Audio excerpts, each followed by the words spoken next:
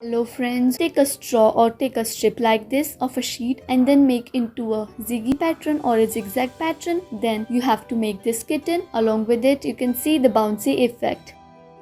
Take a sheet and then simply make this. After making this, you can see that how perfectly they are folded, and take notes for another steps. Now insert them all together. Kindly note the movement in which it is being inserted so that you will get the better result or the desired result. Now you can simply tap the front ends or the bottom ends and your airplanes are ready to fly.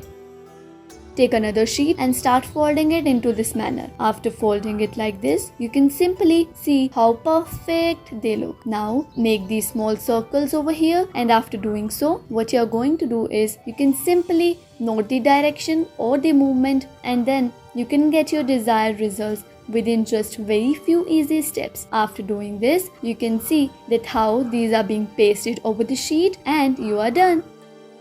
Take a red sheet and start making these stars. Well, you just have to fold them and then cut them accordingly. After cutting them, you will obtain these stars. Yes, these stars are looking really great. Well, you are done with the star making. Thanks for watching this video. Hope you guys enjoyed it.